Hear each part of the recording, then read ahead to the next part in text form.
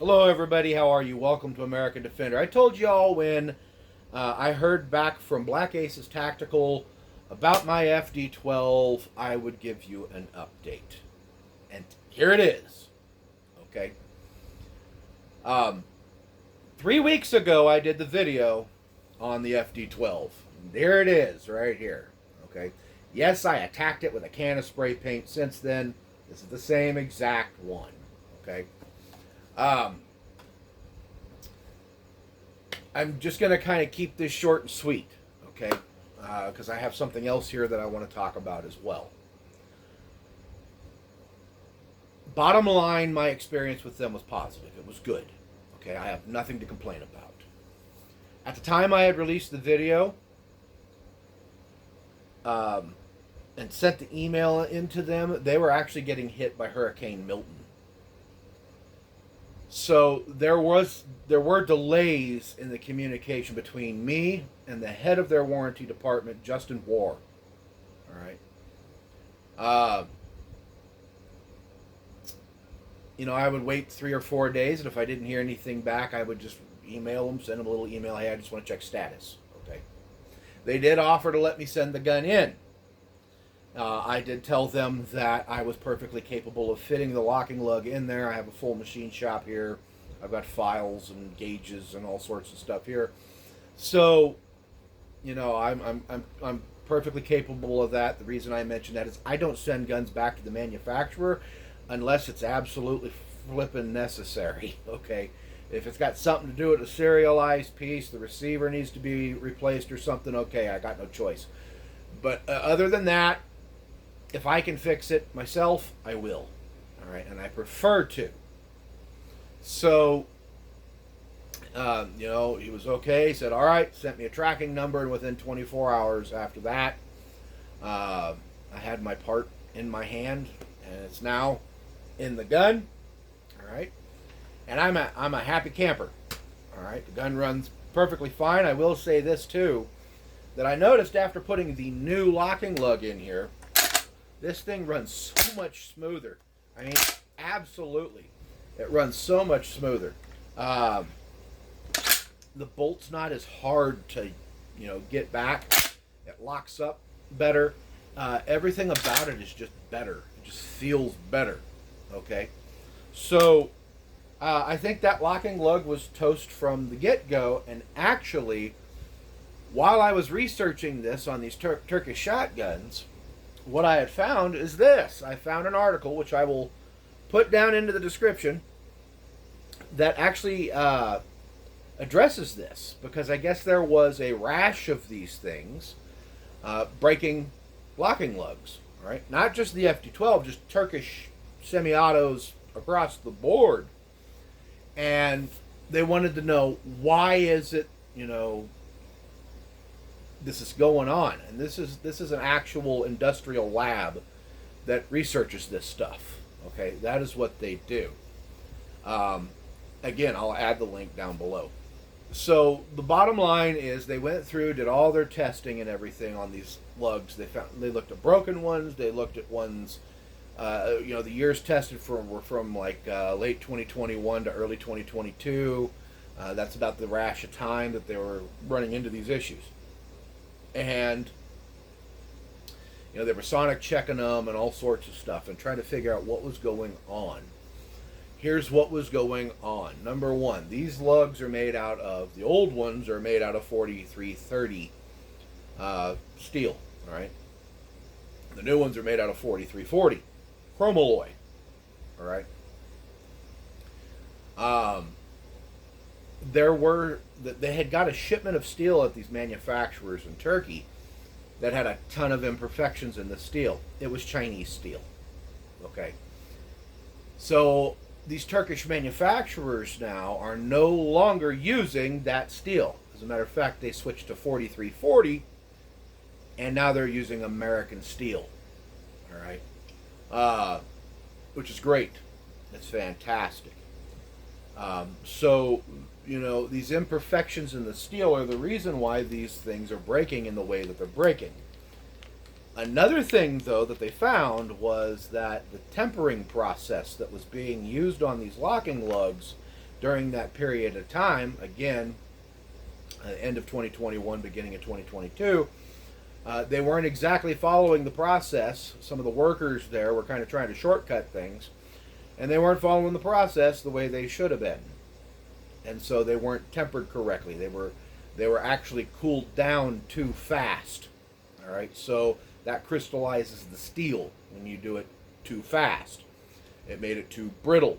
So you have imperfections in the steel, and the locking lugs were made in just that area. It's just the foot area that's affected here for some strange reason. The locking lugs were too brittle, and they had imperfections in that area, and that is why they were breaking. All right, and you can read that article there, and it'll explain all of that and give you all the mumbo jumbo and all the testing from, all the different machines and things that they did. Okay, so now we know why it happened. We also now know that the customer service from Black Aces Tactical is fantastic. I've got no problems. All right. All in all, the firearm is fixed. We got it fixed. Okay. So that kind of concludes the update on the Black Aces Tactical FD12 and my experience with Black Aces Tactical's customer service. Okay. That also kind of puts the kibosh on some of the negativity out there surrounding their customer service. Justin Wahr was very professional with me. Okay. He will answer the phone. His phone number is right there, and if you call while he's in the office, he will answer. Okay, and he will talk to you. And he takes his job very seriously. So, congratulations. Good job, Black Aces Tactical. Good job, Justin Wahr. Fantastic. As long as it's going to be like this, I will continue to buy Black Aces Tactical guns from here on into the future. Okay. That leads me on to another company. Okay. So,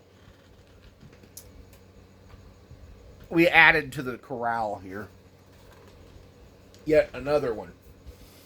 All right. So this is the Tokarev TAR12. All right. This one obviously is not a bullpup. I don't know what Turkish company is actually making these. Tokarev USA just has their name on here and made in Turkey. And of course it's spelled Turkey with the I in there because, Turkey officially changed their spelling of their name here about 4 years ago. All right. So this has a 20-inch barrel. Of course, you got your plastic handguard on the front, plastic AR-styled lower down here. It's similar to an AR. It is not an AR lower. It is not even the serialized piece on this shotgun. The upper is.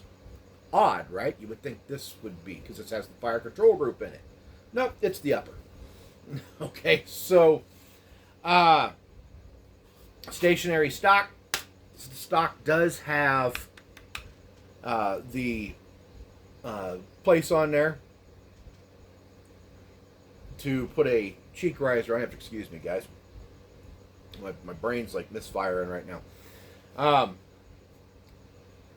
They make it to where it'll accept a cheek riser. They even give you the hardware for it, but they don't give you the cheek riser. That's an extra $30, and you have to order it from Tokarev. That's a great big wah, wah, wah.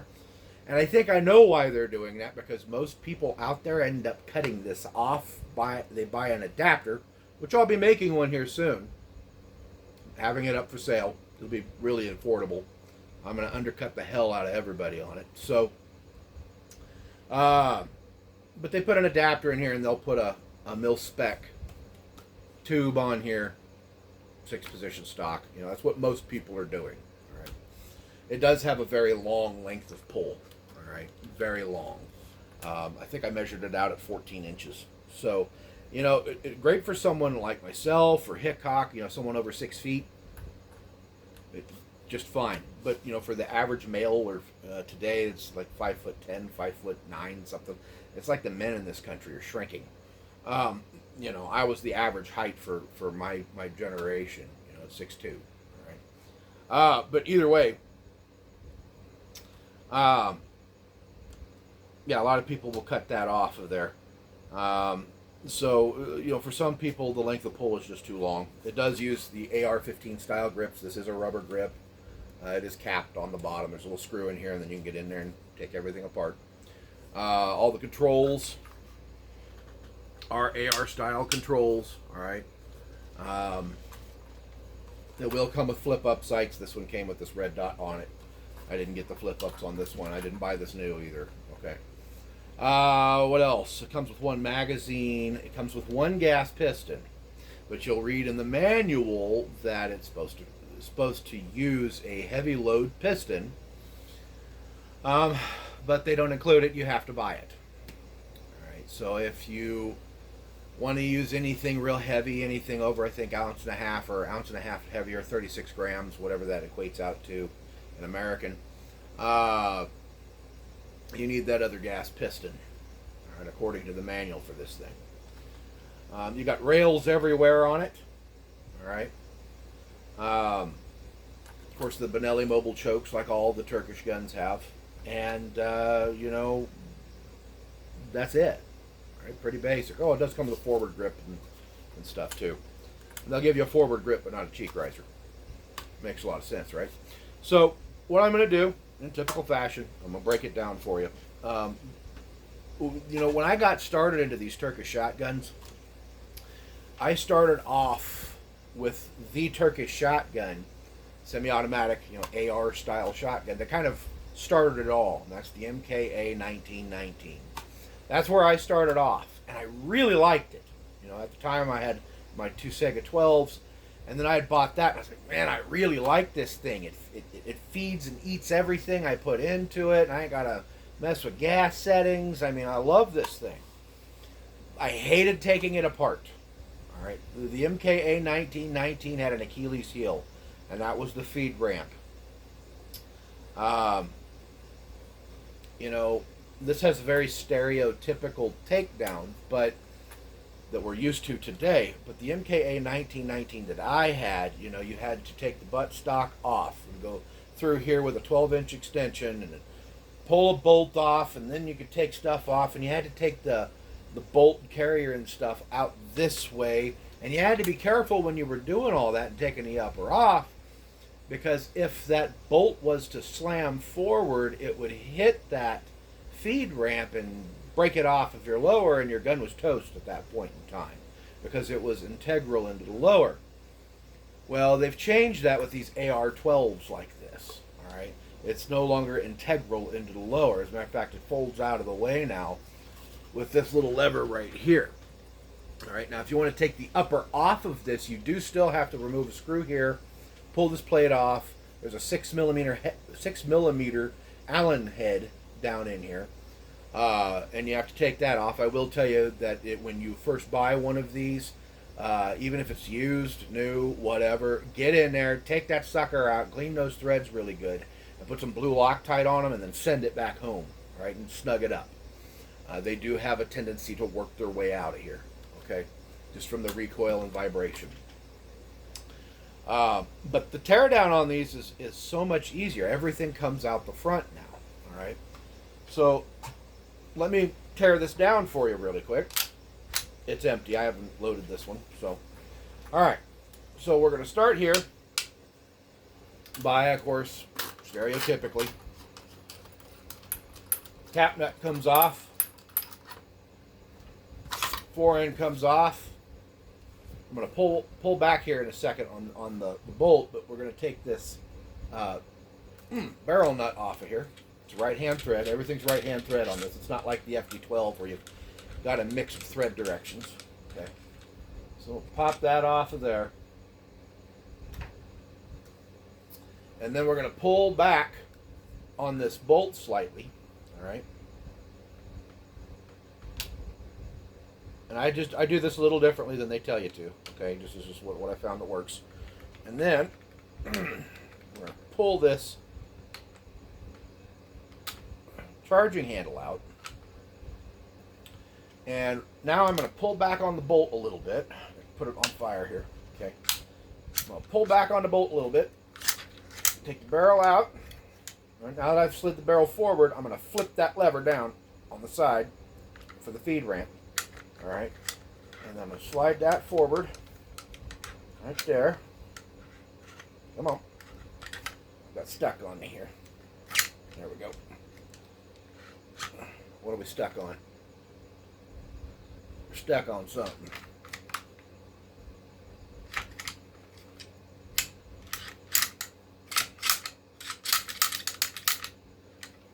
What is it right there? There it is. Pull this back. Okay, I should be able to just lift this forward.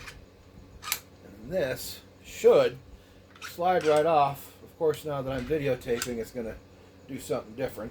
And we should be able to get that to come right out of there. Houston, we have a problem here. Hold on a second. Pull this piston back. There we go. That's what it was. It was the gas piston that was catching the threads up here. All right. There we go. All right. And then I'm going to pull back on that. I'm going to stick my thumb down in here. I'm going to make sure that that feed ramp goes all the way down, and then this pulls right out, and then you can take your bolt off, lift up your carrier, and there you go. Okay, and then from here, put this back on. Just kind of hinges into the block. If this looks like the Centurion BP12 to you, well, that's because this is kind of, the Centurion BP12 is basically an AR12 bullpup. All right, they're based on one another. And actually, if you look at this one, you can kind of see those new, since this is a 2023, you can see the difference in the lug. It's a lot, it's different as far as the profile goes. Size, shape, and everything's no different, the way it works. But you can see that lug looks a little beefier now. All right, so they absolutely did change things on it. All right, so we're going to pop that back in there. All right, now I'm going to grab my piston, slip it back up in the barrel here. And we're going to slide the barrel on. And I usually like to bring this bolt back and then ease that forward, okay? And I'm going to come over here, grab my barrel nut.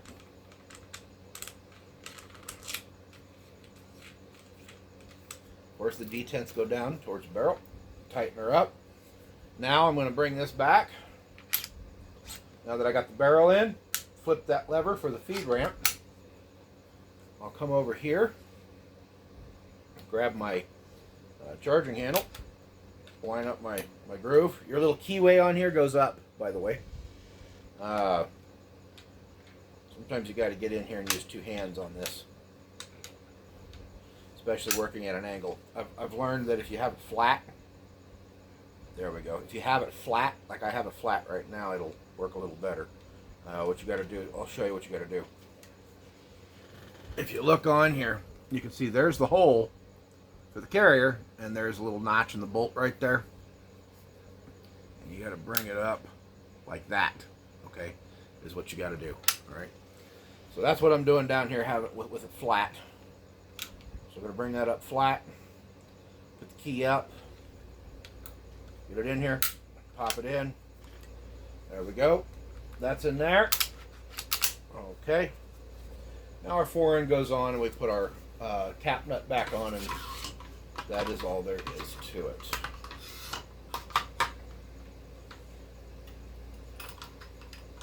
So it is very easy to take apart now. You no longer have to remove the stock, remove butt plates, deal with screws in the back. You know, if you want to take the upper off to clean your trigger group, then yeah, you would. All right. And in that particular case, what you would do is field strip it like I just did. Then go ahead and take all this off, go down in there, and just take the upper itself off. All right, that's the safest way to do it. And then clean what you got to in there. or repair what you got to in there. Then put this back on. Again, don't forget the Loctite on that little bolt, okay? And then put everything back in. All right. Seems to be a well-built shotgun. You know, it's basically the same thing as the Panzer AR-12. I don't know which generation. I'm assuming the Gen 2 or 3. Right? It's kind of like the Centurion BP-12, you know, under here. The rails that go here, you can remove them, as I have done. There they are, right there. They just kind of slide down and snap into place, so you can remove them.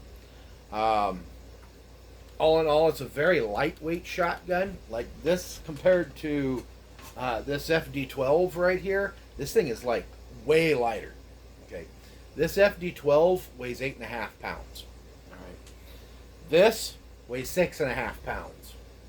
All right, so you're losing 2 pounds of weight just because you have that plastic fore end and there's a little more plastic involved here. All right. This particular shotgun here, you know, normally I would talk prices on this kind of stuff. I'm not going to on this one because honestly, since I bought this one used and I bought it as a quote unquote gunsmith special, because this particular shotgun was traded at the local gun shop with that screw loose, and people thought something was wrong in here. It turned out just the screw was loose. Okay, and it is missing one screw from this red dot, which I got to run to Ace Hardware tomorrow and get. I got this for under $100. Okay, so in my particular case, you know, that may not be the norm. I'm sure you can find these out there between $200 and $300 new. All right. All in all, though, fantastic gun. Kind of reminds me of the KRX a little bit. Fantastic gun. I do wish that the Tokarev would have at least given you the heavy load piston. I do wish they would have. To me, that's kind of an essential thing to have. So I'll look into getting one. Actually, I'll look and see if the one for my BP-12 fits this and get back to you guys on that if it does when the time comes. So there you go. There's your Tokarev. All right, just a quick introduction to the Tokarev. It's kind of fitting, you know, that it's a Tokarev. You know, and I have my Tokarev pistols in there, and my Tokarev pistol's the same color. It's that same nickel finish. All right, so any which way, there we go. That's the end of the video, folks. All righty, that is it. That is all I have got for you today. I thank you all for being patient with me. Also, again, I want to say thank you to everybody for helping this channel not only reach but surpass 2,500 subs. I want to remind everybody to check your notifications if you've subbed to the channel, because it has come to my attention that YouTube is no longer notifying people, and they are unsubscribing people. So make sure you're still subscribed to the channel. If you're not subscribed to the channel, please consider doing so. Hit like on this video for me. It really does help me out, and it helps fight the shadow banning that YouTube has done against me. So with that, I'm out of here, folks. God bless America. God bless you. I'll see y'all on the flip. Bye now.